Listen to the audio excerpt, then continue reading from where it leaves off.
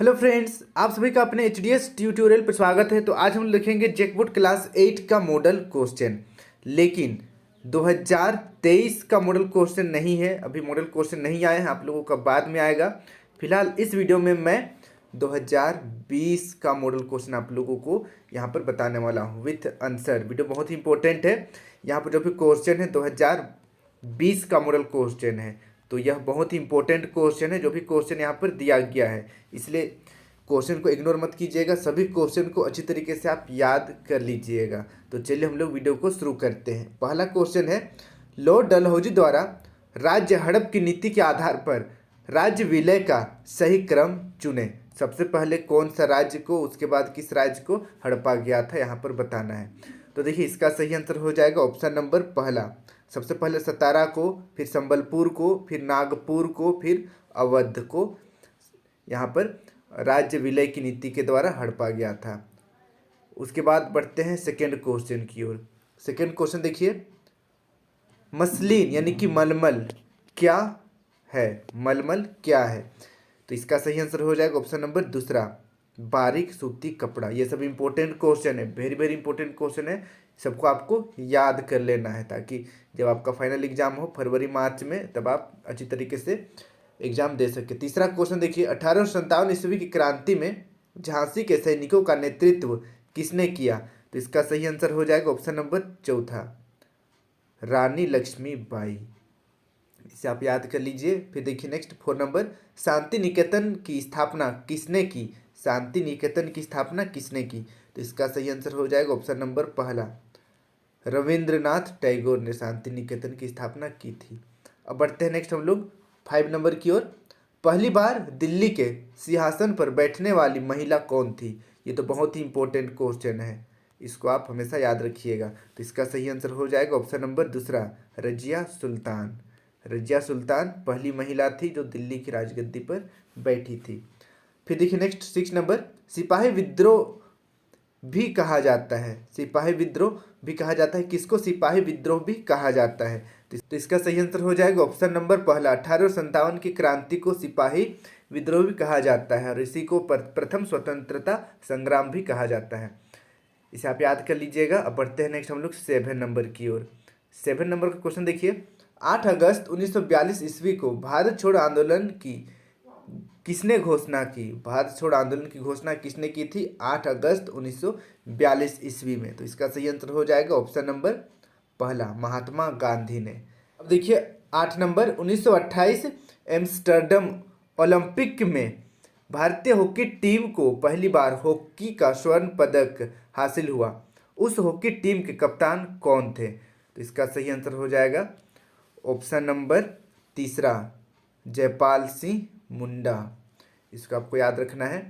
अब बढ़ते हैं नेक्स्ट हम लोग 9 नंबर की ओर। 9 नंबर का क्वेश्चन है, रेगर मृदा किसे कहते हैं? रेगर मृदा किसे कहते हैं? तो इसका सही आंसर हो जाएगा ऑप्शन नंबर दूसरा, काली मिट्टी को रेगर मृदा भी कहते हैं। अब बढ़ते हैं नेक्स्ट हम लोग 10 नंबर की ओर। 10 नंबर का क्वेश्चन देखिए, बायोगैस किनके विघटन से उत्पन्न होता है? बायोगैस किनके विघटन से उत्पन्न होता है? तो इसका सही आंसर हो जाएगा ऑप्शन नंबर चौथा, सभी। ठीक है, देखिए जैविक सामग्री से भी, जैविक सामग्री के विघटन से भी उत्पन्न होता है, और गोबर से भी उत्पन्न होता है, रसोई अपशिष्ट से भी उत्पन्न होता है, इसलिए सभी सही आंसर होगा। फिर देखिए नेक्स्ट 11 नंबर, प्राथमिक क्रियाओं का उदाहरण नहीं है। तो यहाँ पर सही आंसर हो जाएगा ऑप्शन नंबर तीसरा, बैंक। बैंक प्राथमिक क्रिया का उदाहरण नहीं है। पशुपालन, खनन और कृषि ये सब प्राथमिक क्रिया का उदाहरण है, लेकिन बैंक प्राथमिक क्रिया का उदाहरण नहीं है। फिर देखिए नेक्स्ट 12 नंबर, वन आधारित उद्योग के उदाहरण नहीं है। वन आधारित उद्योग के उदाहरण नहीं है, बताना है। पहला ऑप्शन देखिए चीनी उद्योग, दूसरा कागज, तीसरा लाह उद्योग, चौथा आयुर्वेदिक दवा उद्योग। तो इसका सही आंसर हो जाएगा ऑप्शन नंबर पहला, चीनी उद्योग। चीनी उद्योग ये फसल आधारित उद्योग है, लेकिन कागज, लाह या आयुर्वेदिक ये सभी वन आधारित उद्योग हैं। अब बढ़ते हैं नेक्स्ट हम लोग 13 नंबर की ओर। 13 नंबर का क्वेश्चन है, विश्व जनसंख्या दिवस कब मनाया जाता है? ये भी बहुत ही इंपॉर्टेंट क्वेश्चन है। सही आंसर होगा ऑप्शन नंबर दूसरा, 11 जुलाई को विश्व जनसंख्या दिवस मनाया जाता है। अब बढ़ते हैं नेक्स्ट हम लोग 14 नंबर की ओर। संघ सूची में राष्ट्रीय महत्व के विषय होते हैं, इन विषयों पर कानून कौन बनाता है? तो इसका सही आंसर हो जाएगा ऑप्शन नंबर दूसरा, केंद्र सरकार। केंद्र सरकार, सेंट्रल गवर्नमेंट। फिर देखिए नेक्स्ट 15 नंबर का क्वेश्चन है, स्वतंत्र भारत में प्रथम आम चुनाव कब हुआ था? तो यह भी बहुत इंपॉर्टेंट क्वेश्चन है, चाहे आप किसी भी क्लास में जाइएगा ये क्वेश्चन इंपॉर्टेंट रहेगा। तो इसका सही आंसर हो जाएगा ऑप्शन नंबर तीसरा, 1952 ईस्वी में स्वतंत्र भारत में पहली बार आम चुनाव हुआ था। फिर देखिए नेक्स्ट 16 नंबर, भारत की शीर्ष अदालत कौन है? भारत की शीर्ष अदालत कौन है? तो इसका सही आंसर हो जाएगा ऑप्शन नंबर दूसरा, उच्च न्यायालय, सुप्रीम कोर्ट। ठीक है, सुप्रीम कोर्ट से ऊपर भारत में और कोई भी कोर्ट नहीं है। अब बढ़ते हैं नेक्स्ट हम लोग 17 नंबर की ओर। झारखंड की आबादी में आदिवासी कितने प्रतिशत हैं? झारखंड की आबादी में आदिवासी का प्रतिशत बताना है। तो इसका सही आंसर होगा ऑप्शन नंबर पहला, 26%। इसे आप याद कर लीजिएगा। फिर देखिए नेक्स्ट 18 नंबर, सरकार द्वारा नागरिकों को कौन सा जन सुविधा उपलब्ध नहीं कराया जाता है? पहला है शिक्षा, दूसरा पेयजल व स्वच्छता की सुविधा, फिर तीसरा है आजीविका के अवसर और चौथा विद्रोह। तो इसका सही आंसर होगा ऑप्शन नंबर चौथा, विद्रोह। ठीक है, विद्रोह की सुविधा उपलब्ध नहीं कराता है सरकार, इसे आप नोट कर लीजिए। अब बढ़ते हैं नेक्स्ट हम लोग 19 नंबर की ओर। किन विद्वानों ने अपनी रचना में प्रकृति की उपासना की है?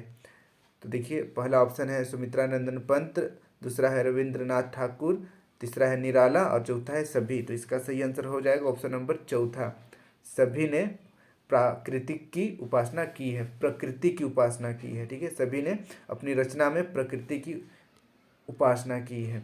फिर देखिए नेक्स्ट 20 नंबर, ये हमारा लास्ट क्वेश्चन है। 2020 से पहले क्लास 8 में सिर्फ 20 क्वेश्चन आता था हर एक सब्जेक्ट से।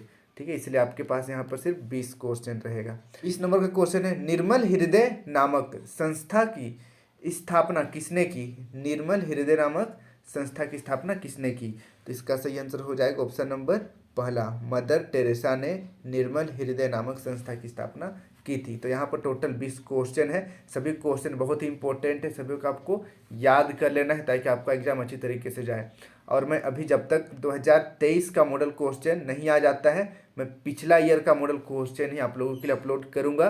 तो चैनल को सब्सक्राइब करके बेल आइकन ऑल पर क्लिक कर दीजिएगा ताकि जब भी मैं नया वीडियो अपलोड करूं आप तक नोटिफिकेशन पहुंच जाए। और इस वीडियो को अपने सभी दोस्तों के साथ, क्लासमेट के साथ जरूर शेयर कीजिएगा ताकि उनको भी इस वीडियो का लाभ हो सकेगा। Thank you for watching video, have a good day.